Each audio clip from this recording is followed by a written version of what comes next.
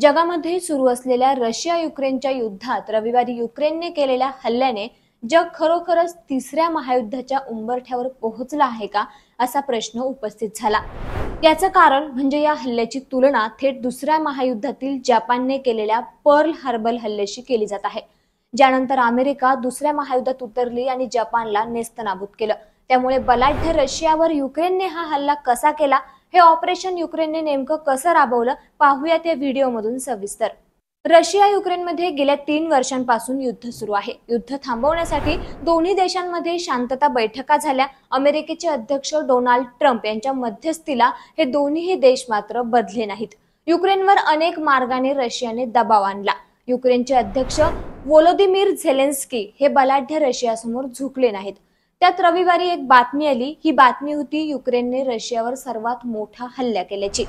यामध्ये युक्रेनने तब्बल 117 ड्रोनचा वापर करून रशियाच्या 5 हवाई अड्ड्यांवर हल्ला केला। त्यात रशियाची तब्बल 41 लढाऊ विमानं उद्ध्वस्त झाली। हा रशियासाठी सर्वात मोठा हल्ला आहे। रशियाच्या एअरबेसवर झालेल्या हल्ल्याची तुलना थेट दुसऱ्या महायुद्धातील पर्ल हार्बर हल्ल्यासारखी केली जाते। युक्रेनने या मिशनला ऑपरेशन स्पायडर वेब असं नाव दिलंय।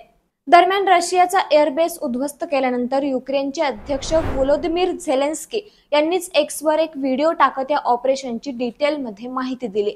रशियाच्या एअरबेसवर हल्ला करण्यासाठी युक्रेनने थेट ड्रोन किंवा मिसाईलचा वापरही केला नाही। युक्रेनने वेगळी आणि अत्यंत नवीन पद्धत अवलंबली। स्फोटकांनी भरलेली युक्रेनियन ड्रोन लाकडी बॉक्समध्ये लपवून रशियामध्ये पाठवण्यात आली। एक प्रकारे ही तस्करीच होती। लाकडी बॉक्स हे ट्रकवर लोड करण्यात आले। हे लाकडी बॉक्स सुमारे 5000 किलोमीटर हे एअरबेस पर्यंत ट्रकमधून वाहून नेण्यात आले।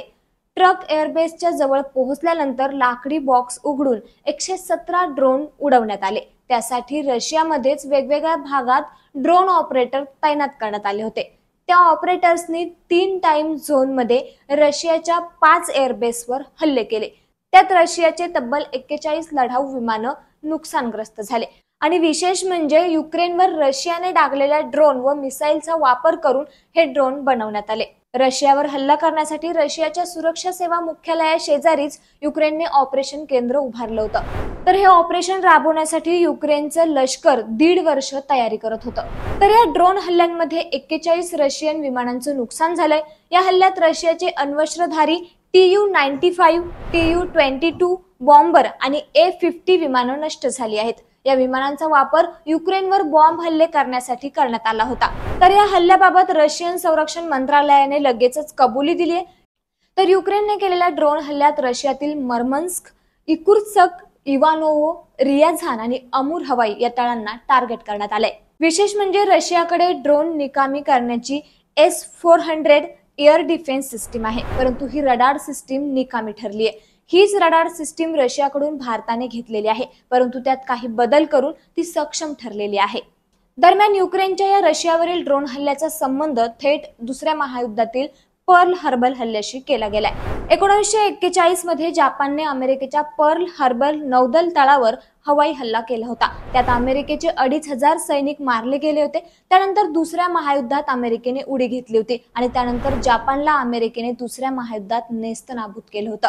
जपानचं अतोनात नुकसान झालं होतं। युक्रेनकडून हल्ला म्हणजे हे ऍक्ट ऑफ वॉर असल्याचं रशियाने म्हटलंय। या हल्ल्यानंतर रशियाचे राष्ट्राध्यक्ष पुतीन हे प्रचंड चिडलेले आहेत। त्यामुळे तेही युक्रेनला प्रत्युत्तर देतीलच, परंतु त्यातून जग पुन्हा युद्धाच्या खाईत जाईल असं म्हटलं जाऊ लागलंय। त्यामुळे मंडळी, या हल्ल्याबद्दल तुम्हाला काय वाटतं आम्हाला कमेंट करून नक्की कळवा आणि असेच नवनवीन माहितीपूर्ण व्हिडिओ पाहण्यासाठी लेट्सअप मराठीला नक्की फॉलो करा। धन्यवाद। सोशल मीडियाच्या भाऊ गर्दीत विश्वासार्हतेने चकाकणारे नाव म्हणजे लेट्सअप मराठी।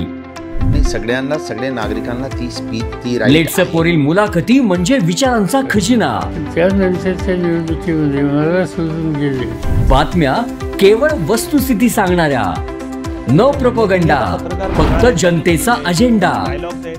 क्योंकि आने वाला कल जाने वाला है, जाने वाला कल आने वाला है। राजकारण, मनोरंजन असो की क्रीडा क्षेत्र, महाराष्ट्राची स्पंदने संवेदनशीलतेने टिपणारे माध्यम म्हणजे लेट्सअप मराठी। जगासोबत एक पाऊल पुढे राहण्यासाठी लेट्सअपचे ॲप, सोशल मीडिया आणि वेबसाईट सोबत कनेक्टेड रहा।